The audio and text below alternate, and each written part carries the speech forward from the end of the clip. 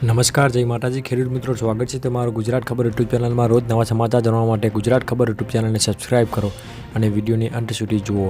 આજના સૌથી મુખ્ય સમાચારની વાત કરીએ તો ગુજરાત માટે નવી આગાહી।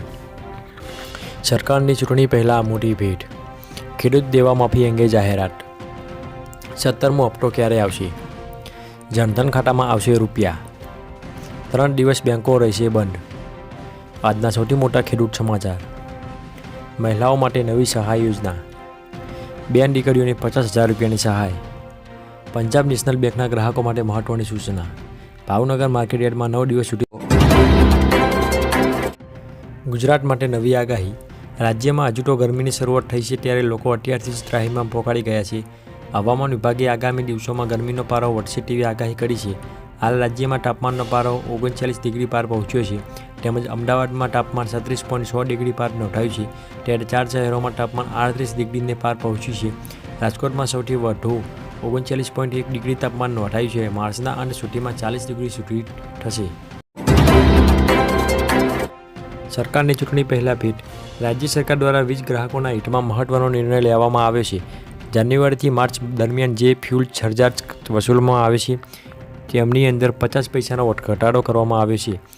આજનું છેલ્લું ક્વાર્ટર હતું, જે ઓક્ટોબર, નવેમ્બર અને ડિસેમ્બર મહિનાનું, જેની અંદર ફ્યુલ સરચાર્જ 3.35 પ્રતિ યુનિટ વસૂલવામાં આવ્યો હતો, જેમની અંદર 50 પૈસાનો ઘટાડો કરવામાં આવ્યો છે અને હવે 2.85 પ્રતિ યુનિટ વસૂલ કરવામાં આવશે। રાજ્ય સરકારના આ નિયમ થકી જે ગ્રાહક 100 યુનિટ વીજ વપરાશ કરે છે તેને 57 રૂપિયાનો ફાયદો થશે, તેવી માહિતી ઉર્જા મંત્રી દેસાઈ દ્વારા આપવામાં આવી છે। ખેડૂત દેવા માફી અંગે જાહેરાત। ખેડૂત માટે પાક વીમા યોજના અને દેવા માફીને લઈને આવ્યા મોટા સમાચાર।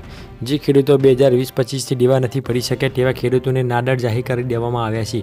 જે ખેડૂતો રેગ્યુલર લોન ચૂકવે છે તેવા ખેડૂતોને પણ થોડી રાહત આપવામાં આવે તેવી માંગ કરવામાં આવી છે।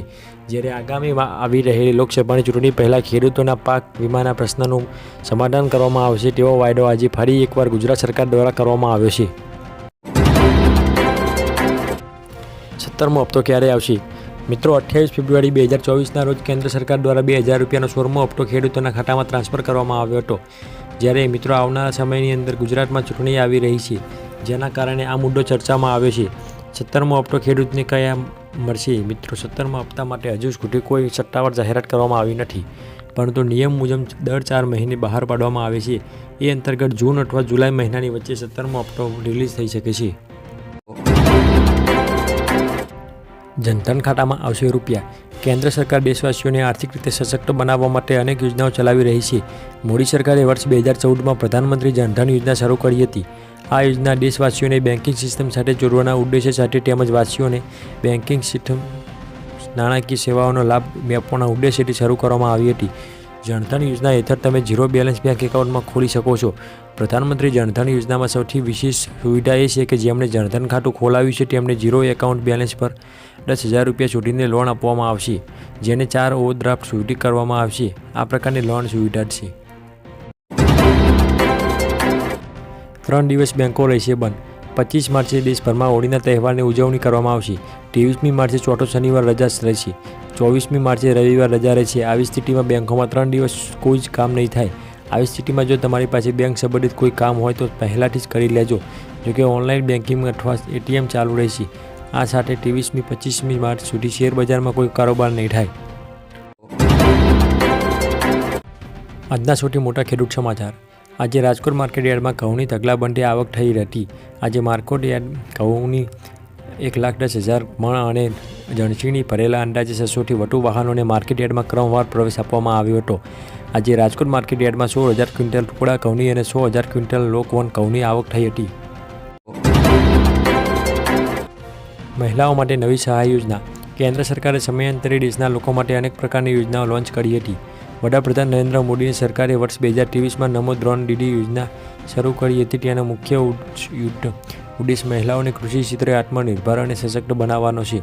નમો ડ્રોન દીદી યોજના મહિલાઓને ડ્રોન ઉડાડવાની તાલીમ દીદી યોજના દ્વારા મહિલાઓને ડ્રોન ઉડાડવાની તાલીમ આપવામાં આવે છે। આ સાથે મહિલાઓને ઉડતા ડ્રોન અંગે ટેકનિકલ માહિતી પણ આપવામાં આવે છે। આ તાલીમમાં મહિલાઓને પણ જણાવવામાં આવે છે કે તેઓ તેમના પાકને જંતુનાશકથી કેવી રીતે સુરક્ષિત કરી શકે છે। આ સાથે ખેતરનો છંટકાવ, બિયારણ વાવવા જેવી તકનીકો પણ શીખવવામાં આવે છે। બેન દીકરીઓને 50,000 રૂપિયાની સહાય. જો તમારા ઘરમાં કોઈ 9 થી 12માં અભ્યાસ કરતી હોય તો સરકાર તરફથી મળશે ₹50,000 રૂપિયાની સહાય. નમો લક્ષ્મી સહાય યોજના અંતર્ગત ધોરણ 9માં ₹10,000, ધોરણ 10માં ₹10,000, ધોરણ 11માં ₹15,000 અને ધોરણ 12માં ₹15,000 આમ મળીને કુલ 4 વર્ષમાં ટોટલ ₹50,000 રૂપિયાની સહાય આપવામાં આવે છે. જ્યારે આ યોજનાનો લાભ લેવા માટે તમારે ઘરની વાર્ષિક આવક 100 લાખ રૂપિયાથી ઓછી હોવી જોઈએ. પંજાબ નેશનલ બેંકના ગ્રાહકો માટે મહત્વની સૂચના. પંજાબ નેશનલ બેંકના ગ્રાહકો માટે મહત્વનો જો માન છે. એકાઉન્ટ ધારકોએ 29 તારીખ સુધીમાં KYC કરાવવાનું રહેશે. જો તમે નહીં કરાવવામાં આવે તો કે એકાઉન્ટ સંબંધિત સેવાઓ બંધ થઈ જશે અને એકાઉન્ટ સ્થગિત થઈ જશે. તમારી શાખાએ પહોંચી તમારો ID, સરનામાનો પુરાવો, ફોટોગ્રાફ, પાન કાર્ડ, આવકનો દાખલો, મોબાઈલ નંબર વિશેની માહિતી આપવાની રહેશે. પંજાબની એપ્લિકેશન અથવા નેટ બેન્કિંગ દ્વારા KYC કરી શકાશે.